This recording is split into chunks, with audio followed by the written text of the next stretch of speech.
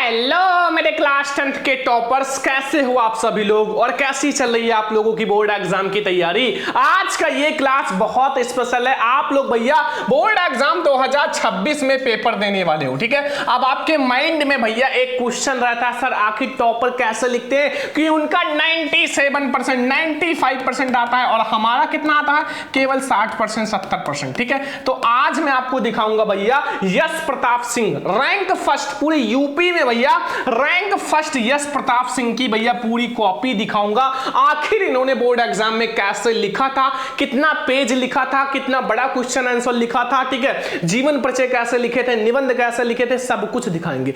पूरी कॉपी आप देख लो भैया, यश प्रताप सिंह रैंक फर्स्ट की कॉपी है, मेरी कॉपी है, और आप देख लो कि आपको कॉपी कैसे लिखना है। आखिर हम भैया कैसे बनेंगे 2026 में रैंक फर्स्ट टॉपर, ठीक है। रैंक फर्स्ट टॉपर तो बहुत ध्यान से देखो, ठीक है। बहुत ज्यादा मेहनत की है इस वीडियो को लिए, तो इस वीडियो को भैया सारे स्टूडेंट लाइक करना, 2000 लाइक तक जरूर पहुंचाना। फिर मैं आपको भैया मैथ की कॉपी भैया यश प्रताप सिंह का दिखाऊंगा, अगर आपने 2000 लाइक तक इस वीडियो को पहुंचा दिया तो, ठीक है। देखो बोर्ड ने भैया जारी किया टॉपर की कॉपी, देखो बोर्ड ने भैया जारी किया है टॉपर की कॉपी, लेकिन मैं आपको बहुत अच्छे से दिखाऊंगा, ठीक है। वहां आपको जल्दी नहीं मिलता, लेकिन मैं आपको बहुत अच्छे से दिखाऊंगा, एक एक वर्ड को दिखाऊंगा, ठीक है।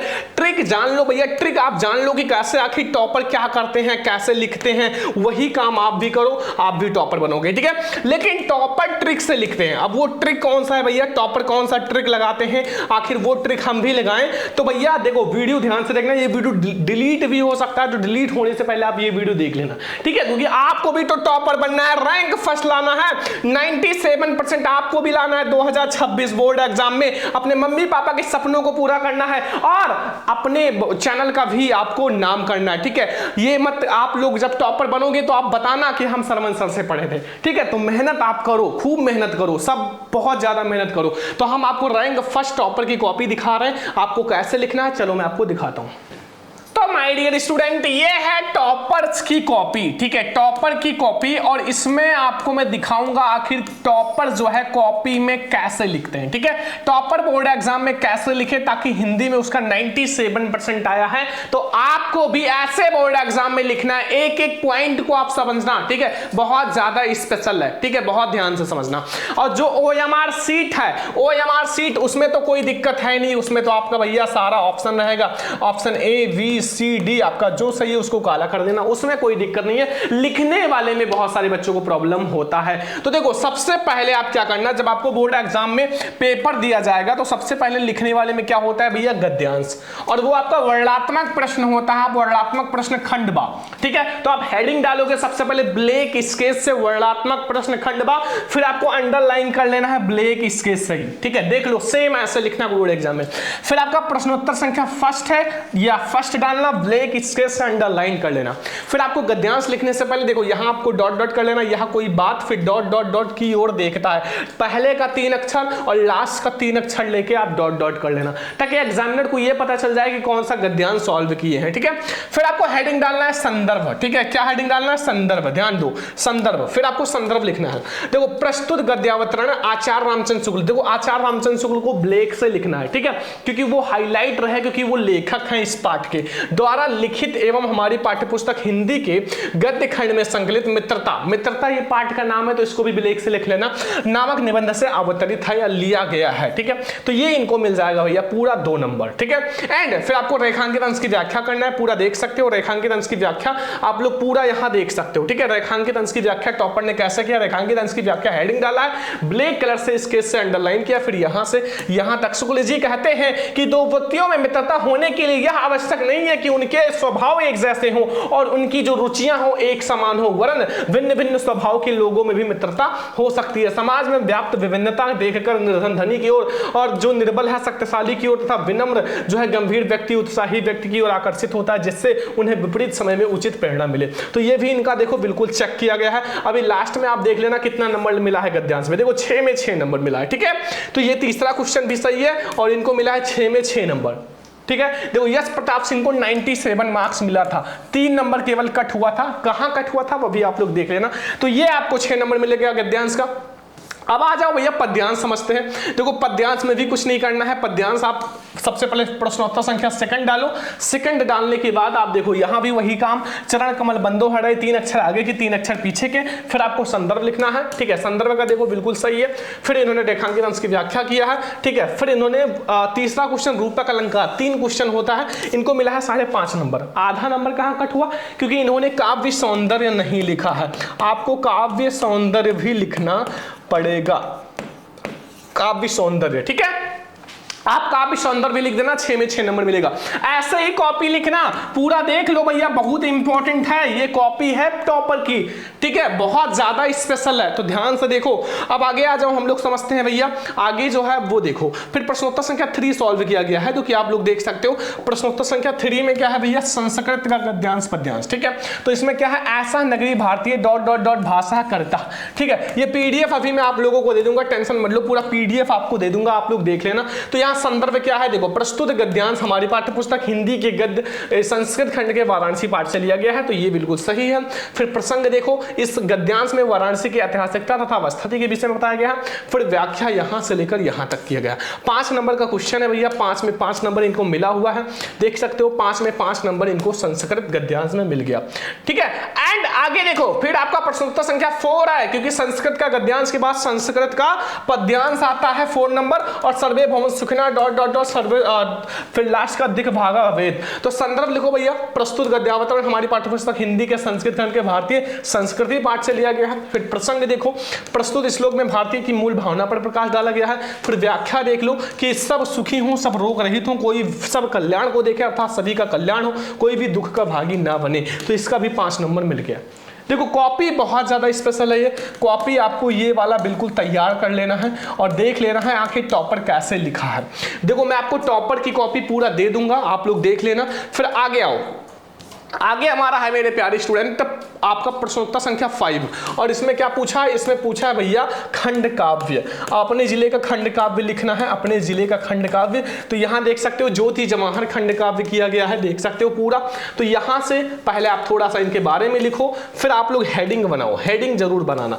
हेडिंग जब आप बनाओगे, देखो इसमें आपके हेडिंग्स होते हैं 2-4 जो हेडिंग्स हैं वो आप बना लेना। जैसे अलौकिक पुरुष थे जवाहरलाल नेहरू जी, ये हो गया।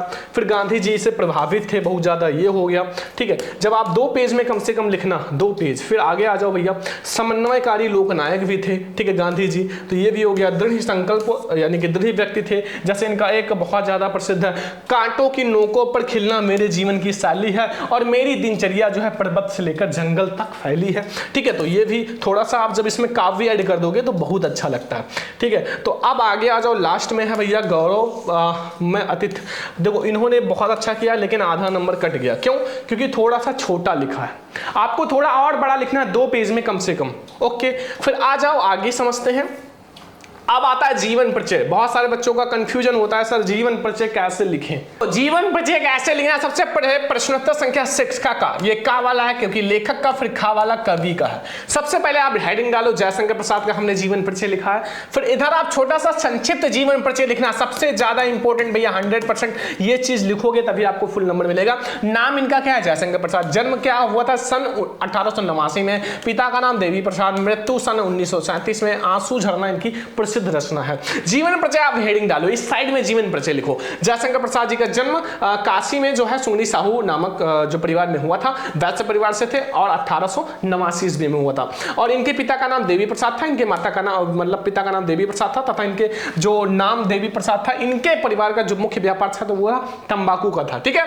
तो ऐसे आप पूरा लिखना, ठीक है। फिर दूसरे पेज में आ जाओ, क्या है पूरा आप जीवन परिचय यहाँ देख सकते हो। तो फिर अभी इनका पूरा यहाँ तक जीवन परिचय है, फिर लास्ट में रचनाएं हैं, ठीक है। सन 1937 में इनकी मृत्यु हो गई थी, ठीक है। एंड रचनाएं इनका है आंसू, कामायनी, चंद्रगुप्त, स्कंदगुप्त, इंद्रजाल, झरना। 2 पेज में आपको जीवन परिचय लिखना है, 5 नंबर मिल जाएगा। 3 नंबर जीवन परिचय का, 2 नंबर रचना का। 2 पेज आपको लिखना है, ध्यान रखना 2 पेज कम से कम आपको जीवन परिचय लिखना है पूरा नंबर पाने के लिए, ठीक है। आगे आ जाओ भैया, पूरी कॉपी में आपको दिखा दे रहा हूं, ठीक है। और बहुत ध्यान से समझना, आप कवि का जीवन परिचय कैसे लिखोगे? आप हेडिंग डालो भैया, जैसे प्रश्नोत्तर संख्या 6 का खा है, और हम लोग लिख रहे हैं भैया किसका? तुलसीदास जी का। इसमें थोड़ा सा भैया इनको डालना चाहिए यहाँ, जैसे तुलसीदास जी का लिख रहे हैं तो तुलसीदास डाल देना चाहिए तो ज़्यादा अच्छा रहता है। देखो इससे नंबर तो नहीं कटेगा लेकिन थोड़ा सा अच्छा नहीं लगता, ठीक है। वैसे यहाँ सब तो लिखा हुआ है, संक्षिप्त जीवन परिचय, नाम है तुलसीदास, जन्म 1532 में, जन्म स्थान राजापुर बांदा, और जो है मतलब पिता का नाम आत्माराम दुबे, मृत्यु जो है 1623 ईस्वी में, और इनकी कवितावली गीतावली इनकी प्रमुख रचना है। फिर पूरा जीवन परिचय यहाँ से लेकर देखो यहाँ तक किया गया है। फिर नीचे आप लोग आ जाओ, देखते हैं, मैंने कहा था ना इसका नंबर कट जाएगा, तो देखो यहाँ आधा नंबर कटा है। गोस्वामी तुलसीदास जी का मृत्यु जो है 1623 में हुआ था, और जो इनकी रचनाएं हैं रामचरितमानस है, कवितावली, गीतावली, दोहावली, तो 4.5 नंबर मिला है, क्योंकि इन्होंने इसमें थोड़ा थोड़ा मिस्टेक, छोटा छोटा मिस्टेक कर दिया है, तो आपको छोटा छोटा मिस्टेक भी ध्यान रखना है, ठीक है। तो ये हो गया। अब आपका आता है भैया प्रश्नोत्तर संख्या 7, जिसमें आपको 2 क्वेश्चन का आंसर और एक श्लोक लिखना होता है। श्लोक 7 नंबर क्वेश्चन में होता है, जो प्रश्न पत्र में ना हो तो ये वाला लिखा है, जो प्रश्न पत्र में नहीं था, बंधनम मल्लम ये विजय पराजय उभयत समूवीरा वीर भाव ही वीरता, 2 नंबर मिल गया, बहुत सही। एंड फिर आपका प्रश्नोत्तर संख्या 8 है, 2 क्वेश्चन किया है, 1 नंबर इसका मिल जाएगा, 1 नंबर इसका, 2 नंबर, ठीक है। समझ में आ रहा ना? पूरी कॉपी आप देखो, बहुत स्पेशल है। आगे आओ, हमारा आता प्रश्नोत्तर संख्या 9, ठीक है, जो कि आपका निबंध है, आतंकवाद कारण तथा समाधान पर बात किया गया है। अब देखो निबंध कितना लिखना है, क्योंकि भैया निबंध जो होता है क्लास 10 में 7 नंबर का आता है, और 7 में 7 नंबर लाने के लिए आपको ये पता होना चाहिए कि हमें कितना बड़ा निबंध लिखना है, कैसे लिखना है। सबसे पहले आप जो निबंध लिख रहे हो आतंकवाद कारण तथा निवारण, जिस नंबर पे फर्स्ट सेकंड थर्ड फोर्थ वो डाल देना। फिर आपको रूपरेखा हेडिंग डालना है, डायरेक्टली आपको प्रस्तावना हेडिंग नहीं डालना है। मैंने बहुत सारे टॉपर्स की कॉपी देखा है जो मतलब कॉपी चेक करते समय प्रस्तावना डायरेक्ट हेडिंग डालते नहीं, आपको रूपरेखा डालना है, जो जो हेडिंग डिस्कस करने से, प्रस्तावना, आतंकवाद का अर्थ, आतंकवाद एक विश्वव्यापी समस्या, भारत में आतंकवाद, आतंकवाद का समस्या का समाधान, उपसंहार, वो हेडिंग लिख दो जो आपने डिस्कस किया। जैसे आप प्रस्तावना हम लोगों ने यहाँ डिस्कस किया, ठीक है, देखो पूरा। फिर आगे आ जाओ, हमने हेडिंग डिस्कस किया आतंकवाद का अर्थ क्या है भाई, आतंकवाद का अर्थ देखो, आतंकवाद का अर्थ क्या है मैंने पूरा डिस्कस किया। फिर आगे आ जाओ, पूरी कॉपी देखो, आतंकवाद जो है एक विश्वव्यापी समस्या, केवल भारत में नहीं बल्कि पूरे विश्व में भैया ये समस्या है आतंकवाद का, तो ये भी बहुत अच्छे से हो गया है। अब आ गया भैया भारत का आतंकवाद, भैया हम लोग भारत में हैं तो भारत में आतंकवाद भी समझना जरूरी है, जैसे यहाँ आप लोग देख सकते हो पूरा। लास्ट में भैया अभी थोड़ा सा समाधान भी लिख देना, देखो 3 पेज में लिखा गया है, ठीक है, आतंकवाद का समाधान, तो आतंकवाद का समाधान पूरा, और लास्ट में उपसंहार, ठीक है, उपसंहार। तो अगर आपने 3 पेज में लिखा है उपसंहार तो इसमें भी आपको मिल गया, ठीक है। लेकिन जो निबंध है, निबंध में जल्दी फुल नंबर नहीं मिलता, देखो 6 नंबर मिला है, 1 नंबर पूरा कट कर दिया गया। क्यों कट किया है? अब वो हो सकता है कि इसमें कहीं ना कहीं मिस्टेक हो या कुछ भी हो, ठीक है, छोटा लिखा हो, तो आप लोग भैया कोशिश करना 3 से 4 पेज निबंध लिखने का, और बिल्कुल सही सही हेडिंग अच्छे से डालना, ठीक है, मतलब यहां आप लोगों को पूरा नंबर मिलेगा, ठीक है, टेंशन मत लेना, मैं आपको बताऊंगा कैसे लिखोगे पूरा, ठीक है। आप लोगों के लिए सीरीज स्टार्ट हो रहा है, टेंशन मत लो। अब आता है भैया लास्ट में प्रश्नोत्तर संख्या 10, और जो कि है 10वां, ठीक है, जिसमें आपको लिखना है क्या, पत्र लेखन। चलो देखो पत्र कैसे लिखते हैं, सबसे पहले आप लिखो सेवा में विभाग महाप्रबंधक उत्तर रेलवे दिल्ली, ठीक है, विषय क्या है, टिकट निरीक्षक द्वारा अभद्र व्यवहार। जो टिकट चेक करने वाले इंसान है ना, उन्होंने क्या किया, अभद्र व्यवहार किया है जो उसमें यात्रा कर रहे हैं वो, ठीक है। अब इसको आपको देखो पूरा पढ़ो, पूरा नंबर मिला है देख सकते हो, ठीक है, पूरा नंबर, आधा नंबर इसमें भी कट है। तो यहां देखो इनको, महोदय सबनीय निवेदन है कि मैं कल वंदे भारत एक्सप्रेस से लखनऊ से दिल्ली जा रहा था, जिससे मैं, मेरी माँ, मेरी पत्नी और बच्चा भी शामिल था। उन्होंने अपने पूरे परिवार का टिकट भी लिया था, किंतु अपने बच्चे का टिकट नहीं लिया था। क्यों?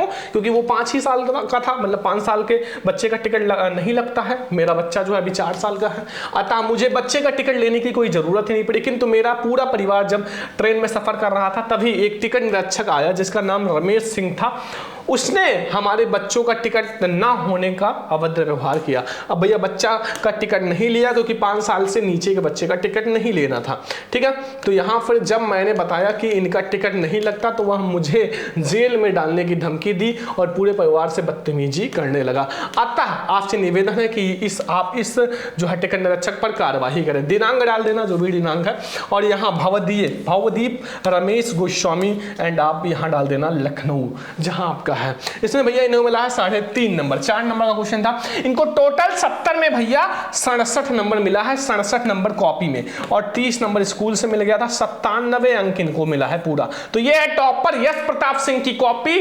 और आई होप कि आपको बहुत अच्छा लगा होगा आज का क्लास। पीडीएफ मैं आपको नीचे डिस्क्रिप्शन में दे दूंगा, सारे बच्चे डाउनलोड करके देख लेना, पीडीएफ नीचे डिस्क्रिप्शन में है वीडियो के, ठीक है। तो आज का ये क्लास कैसा लगा, और अगर आपको भैया मैथ का टॉपर की कॉपी चाहिए 2000 लाइक तक पहुंचाओ, आप लोग जो बच्चे देख रहे हो लाइक करना, शेयर करना, मैं आपको बहुत जल्द लाऊंगा मैथ की कॉपी। आज की इस क्लास को ज्यादा से ज्यादा लाइक करना, शेयर करना, चैनल पर सब्सक्राइब भी करना। चलो हम लोग मिलते हैं नेक्स्ट इंपॉर्टेंट क्लास में, तब तक के लिए जय हिंद, वंदे मातरम।